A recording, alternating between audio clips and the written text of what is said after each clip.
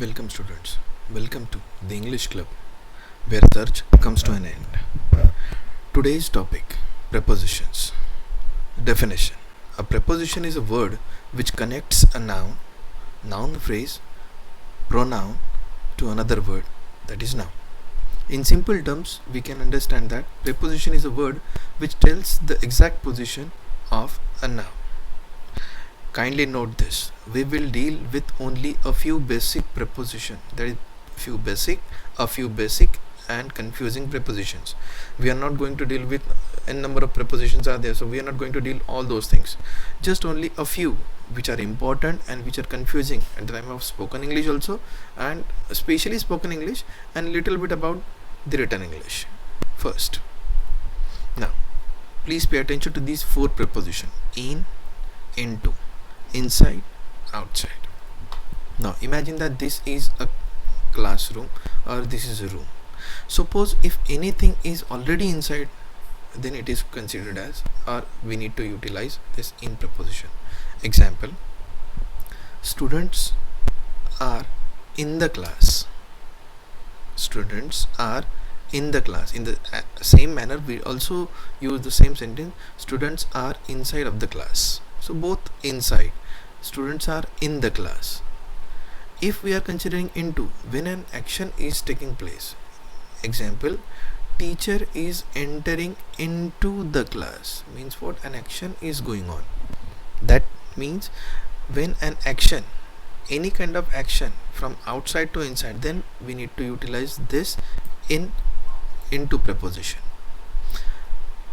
In, if the substance is already inside of any particular room or any particular area, then we are considering it in.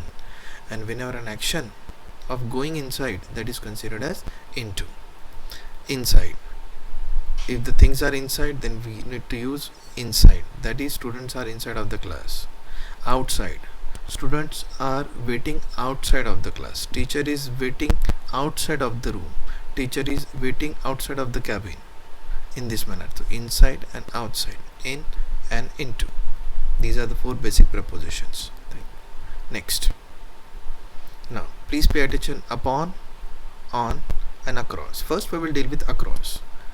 Simple example: imagine that this is a road. We are standing here and our house is in this position. Then we can use this sentence: I am living across the road. If we are standing here and if we live here, then we can use this: we are living other side of the road. That's why we are telling that I am living across the road. We are not living here, we are living across the road.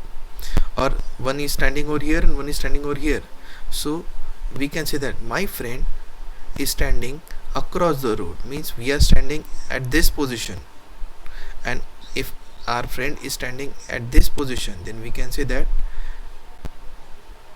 my friend is standing across the road. If it is a road, then we can consider this across the road, means the other side of the road is considered to be the across preposition, to be used whenever we are talking such kind of sentences. Then on and upon. On, suppose anything, if itself touches with the portion, then we need to use on. A duster is on the table, means what? There is no any gap between a table and a duster. It has already touched the surface. Whenever we are making a process, whenever we are doing an action of keeping a duster, then we need to use upon. I am keeping a duster upon a table. So in the same manner, in and into, at the same time, in the same manner, we need to use on and upon. On means what? It is already there, we need to use on. And if we are doing as a process, if as an action is going on, then I am keeping a chalk upon a table, I am keeping a duster upon a table, in this way. Next, inside, we have already understood this inside and outside. Now imagine that this is a building, or this is any one of the objects. At first we will pay attention to the under. Suppose if this rectangle is to be considered as either a table or a chair. If it anything is just under of that object, then we need to consider that it is exactly horizontally or vertically. What we can consider, if it is just under it, then we are always using this under as a preposition in a sentence. Example, a cat is sitting under a chair means exactly under the chair. Second example, we can say that I have kept your bag under a table. Under a table means what? A table is kept over there and we have kept it under the table, not below the table. Be careful about it. It's under the table. Under means what? When an object is kept exactly under. Next, below.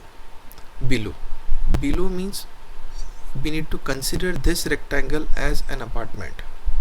When one of our friends, it is an example, when one of our friends lives on any one of the floors and we want to go out and we are standing just beside his building, at that time we are always calling him that I am standing below your apartment. We are not going to the basement and then we are calling them I am standing under your apartment. No, we are telling that I am standing beside your apartment, that is I am standing below your apartment.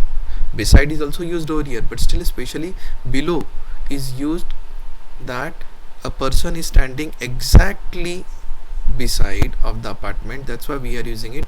I am standing below your apartment, do come fast, we need to go. This is the use of below. Under, hope you understood it. It's a very simple thing. A cat is sitting under a chair, the dog is sitting under the table, in this manner. Next, above, over. So here I have written no motion and in motion. Now I would like to clear this. Motion means what? If it is in active mode. Active mode means what? Suppose we will take an example of a fan first. If fan is in a motion, then we need to use over preposition.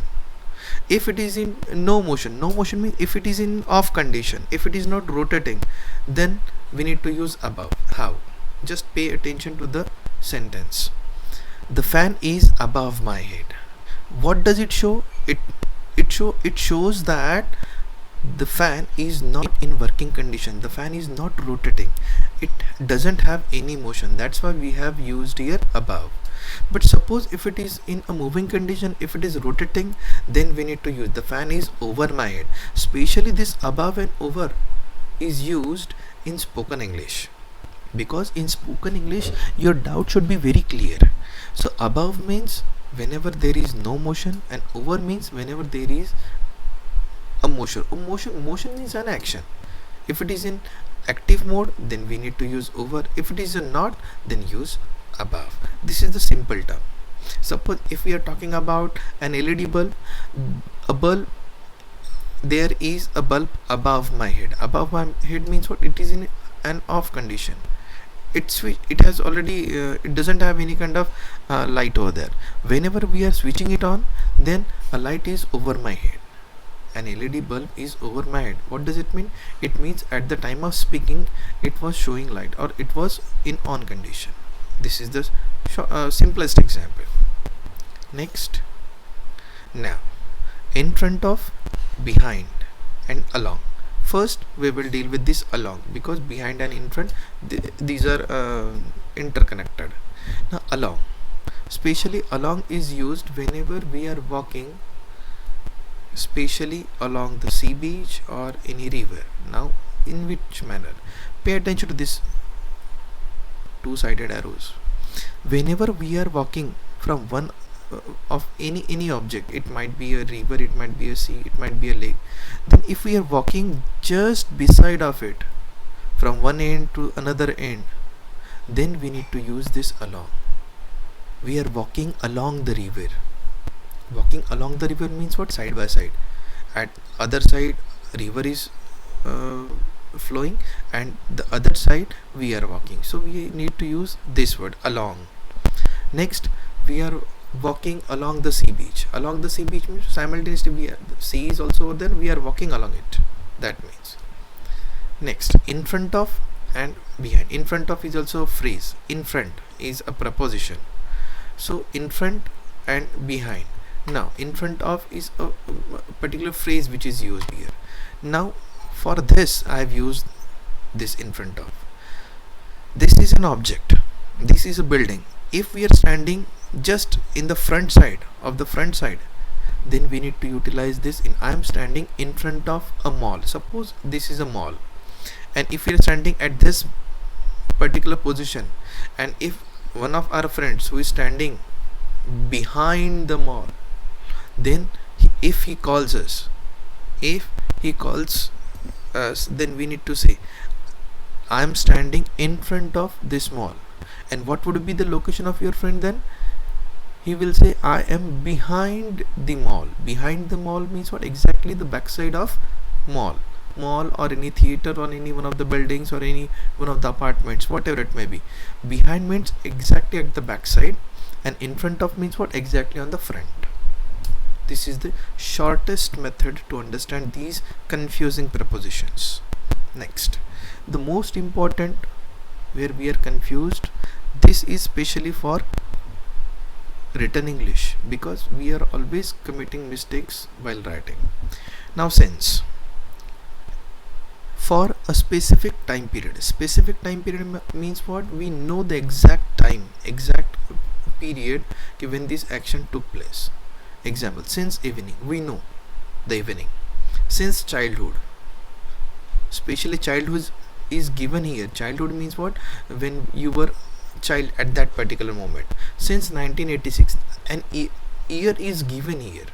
This year has already been given. What does it mean? It means 1986, since 1986. Now simple difference is over there, just don't get confused. It is very easy. For, not for a specific time period. When we do not have any idea about time period, means what? When did this action take place? We do not know. We know about the duration only. When we do not know the exact time period of the action. Correct. Example, for 2 hours. Which 2 hours? We do not have any idea. Yesterday's, today's, or day before yesterday's. For 2 days. For 2 days. For 15 minutes. For a week. For a month, etc. We also keep in mind that we have perfect continuous tense. In this perfect continuous tense, we need to use such kind of sentences. I'll give you some example. I have been waiting for you.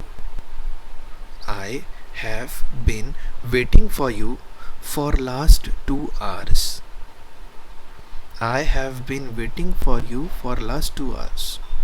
Which 2 hours?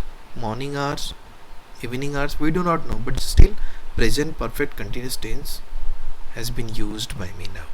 Just for an example, I have been working in the garden since morning.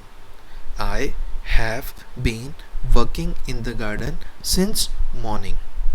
Now this is present perfect continuous tense, and here I have used since morning. Since morning means I've started an action in the morning itself. At the time of speaking, it is continued. When will it finished? Yet it is not clear. This action is still going on. I have been working in the garden since morning. Yet at the time of speaking, the action is going on. Yet it did not complete. It will complete in the future, or we do not know when will it complete. So these are the basic preposition, especially since and for.